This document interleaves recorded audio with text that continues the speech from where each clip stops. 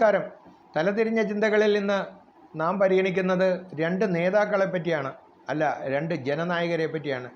ഒരാൾ കമ്മ്യൂണിസ്റ്റുകാരനും മറ്റൊരാൾ BJPക്കാരനും. റിസർവേഷൻ കിട്ടാത്ത ഒരു മലബാർ എക്സ്പ്രസ് യാത്രയിൽ TTയുടെ കാരുണ്യം കൊണ്ട് റിസർവേഷൻ കോച്ചിൻ്റെ തറയിലിരിക്കുമ്പോഴാണ് കണ്ണൂർക്കാരനായ ആ മനുഷ്യനെ ഞാൻ പരിചയപ്പെടുന്നത്.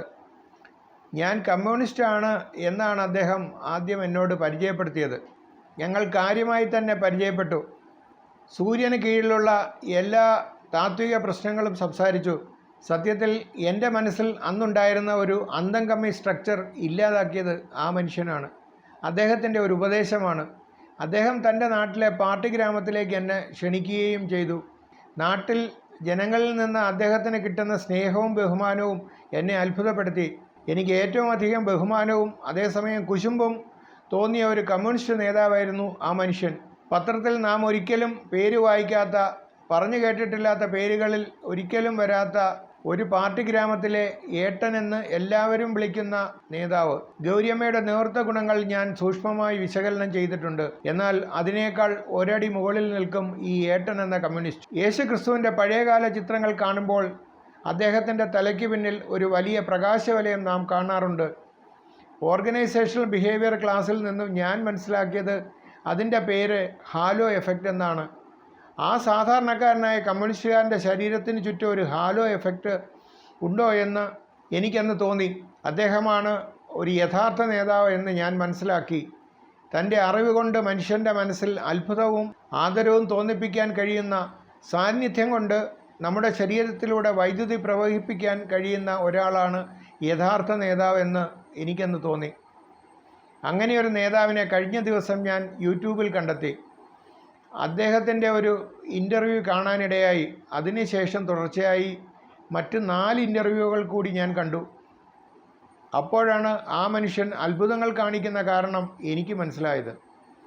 തമിഴ്നാടുകാരനെ നാം വിവരമില്ലാത്ത പാണ്ടികൾ എന്നാണ് സാധാരണഗതിയിൽ വിളിക്കുന്നത്. ഞാൻ ആലോചിച്ചു നോക്കി, അദ്ദേഹത്തെ പോലെ വിവരവും ചിന്തയും നേതൃഗുണവുമുള്ള ഒരു നേതാവെങ്കിലും കേരളത്തിലുണ്ടോ എന്ന്. ഒരുപാട് ബഹുമാനം നമ്മളിൽ നിന്ന് പിടിച്ചു വാങ്ങുന്ന ആ മനുഷ്യൻ, അദ്ദേഹത്തിൻ്റെ പേരാണ് അണ്ണാമലൈ. ആ ഇൻ്റർവ്യൂകൾ കണ്ടു കഴിഞ്ഞപ്പോൾ ഒരു കാര്യം മനസ്സിലാക്കി, നമ്മൾ കേരളീയരാണ് യഥാർത്ഥ പാണ്ടികൾ. ആദ്യം ഒരു എഞ്ചിനീയറിംഗ് ഡിഗ്രി നേടുക, പിന്നെ അത് തനിക്ക് യോജിക്കുന്നില്ല എന്ന് അദ്ദേഹത്തിന് ബോധ്യപ്പെടുന്നു. ബിസിനസ് മാനേജ്മെൻറ്റ് പഠിക്കാനുള്ള എൻട്രൻസ് പരീക്ഷയിൽ ക്യാറ്റ് സ്കോർ 99.32 വാങ്ങി IIM ലക്നൗവിൽ ചേരുന്നു.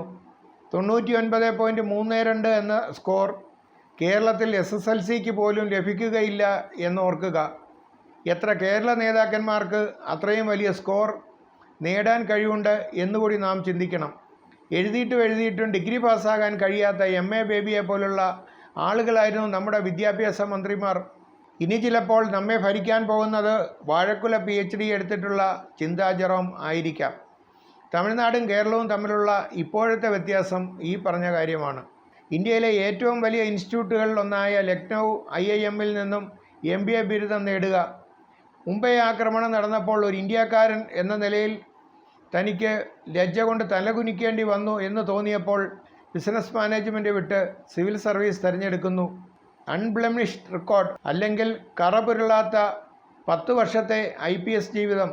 രാഷ്ട്രീയ നേതാക്കളെ സല്യൂട്ട് അടിക്കാൻ ഇഷ്ടപ്പെടാത്തത് കൊണ്ട് ബാംഗ്ലൂരിൽ പോസ്റ്റിംഗ് വേണ്ട എന്ന് പറഞ്ഞ IPS ഉദ്യോഗസ്ഥൻ. റൂറൽ ഏരിയയിൽ മാത്രം ജോലി ചെയ്തു അണ്ണാമലൈ. ജനസേവനമാണ് തൻ്റെ ലക്ഷ്യം എന്ന് മനസ്സിലാക്കിയപ്പോൾ IPS പോലും ഉപേക്ഷിച്ച് രാഷ്ട്രീയക്കാരനായി.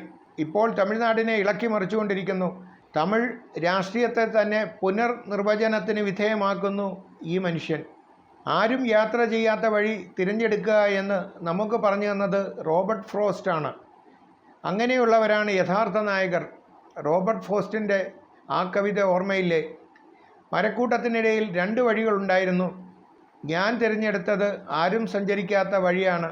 അതാണ് വ്യത്യാസങ്ങൾ ഉണ്ടാക്കിയത്. സത്യത്തിൽ വർഗീയ പാർട്ടി എന്ന് കേരളത്തിൽ വിളിക്കുന്ന BJPയെ ഇഷ്ടപ്പെടുത്തുന്നതിൽ അണ്ണാമലയെപ്പോലുള്ള ചില നേതാക്കളെങ്കിലും കാരണമായിട്ടുണ്ട് എന്നെനിക്ക് തോന്നി. കേരളത്തിൽ ഏറ്റവും അധികം തെറി കേൾക്കാൻ ഭാഗ്യമുള്ള നേതാവാണ് യോഗി ആദിത്യനാഥ്.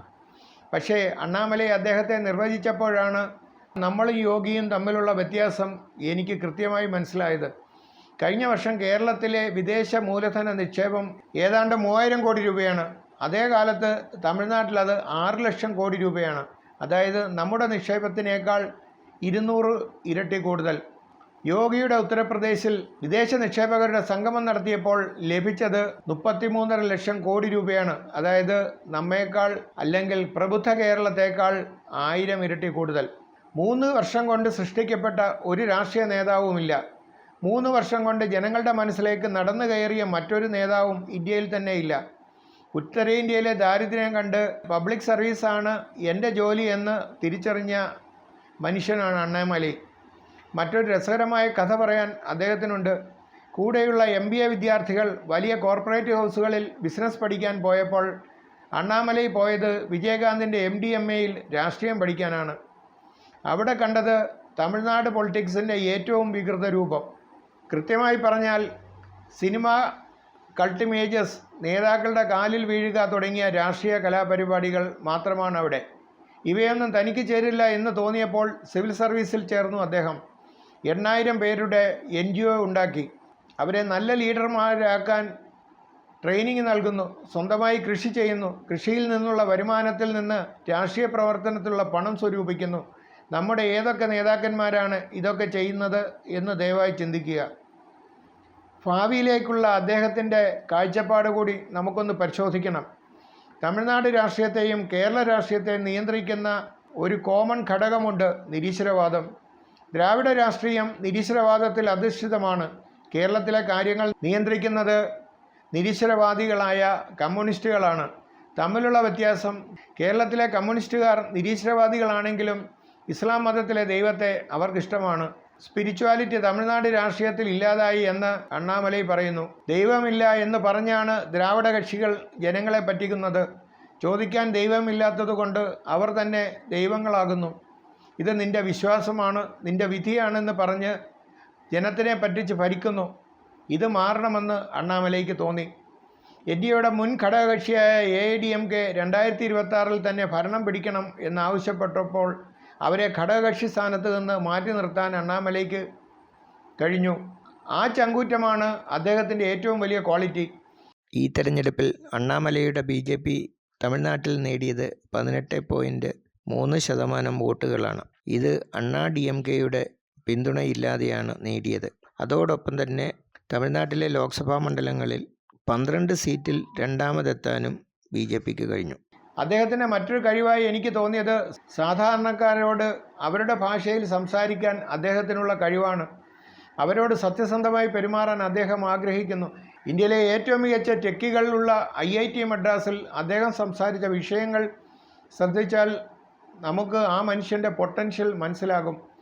ആർട്ടിഫിഷ്യൽ ഇൻ്റലിജൻസ്, 10 വർഷത്തിന് ശേഷമുള്ള ലോക സാമ്പത്തിക ക്രമം, ലോകത്തിലെ ഏറ്റവും വലിയ നാനോ ചിപ്പ് നിർമ്മാതാക്കളായ ഹോളണ്ടിലെ കമ്പനിയെ പറ്റിയുള്ള ആധികാരികമായ വിവരങ്ങൾ, ദ്രാവിഡ കക്ഷികളെ മാറ്റി നിർത്തി തമിഴ്നാട്ടിലെ മുന്നിലേക്ക് നയിക്കാനുള്ള മാസ്റ്റർ പ്ലാൻ, രാഹുൽ ഗാന്ധി എന്ന നേതാവിൻ്റെ കഴിവുകേടുകൾ തുടങ്ങിയ കാര്യങ്ങൾ വളരെ ലളിതമായി അദ്ദേഹം ശ്രോതാക്കളോട് പറയുന്നു.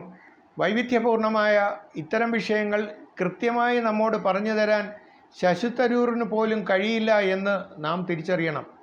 ഈ ഇൻ്റർവ്യൂകൾ കണ്ടു കഴിയുമ്പോൾ നാം മനസ്സിലാക്കും NDAയും ഇന്ത്യ സഖ്യവും തമ്മിലുള്ള യഥാർത്ഥ വ്യത്യാസം. വാൽകൃഷ്ണം ഒരു യഥാർത്ഥ നായകൻ്റെ ഏറ്റവും വലിയ സ്വഭാവവിശേഷമായി പറയുന്നത് കടുത്ത തീരുമാനങ്ങൾ എടുക്കാനുള്ള കഴിവും അതിൽ ഉറച്ചു നിൽക്കാനുള്ള നിശ്ചയദാർഢ്യവും ഉണ്ടാകുക എന്നതാണ്. അണ്ണാമലൈയുടെ ഏറ്റവും വലിയ കഴിവെന്ന് എനിക്ക് തോന്നുന്നത് ജയലളിത പാർട്ടിയെ പുറത്തു നിൽക്കാൻ കാണിച്ച ധൈര്യമാണ്. കേരളത്തിൽ BDJSനെ എടുത്ത് പുറത്തിട്ടാൽ പിന്നെ BJP കാണില്ല എന്ന് ധരിക്കുന്ന നേതാക്കളാണ് ഇവിടെയുള്ളവരിൽ കൂടുതലും. തൻ്റെ പാർട്ടിയിലെ പ്രവർത്തകരുടെ ശക്തി തിരിച്ചറിയുന്ന ഒരു നേതാവിന് മാത്രമേ അങ്ങനെ ഒരു തീരുമാനമെടുക്കാൻ കഴിയുകയുള്ളൂ.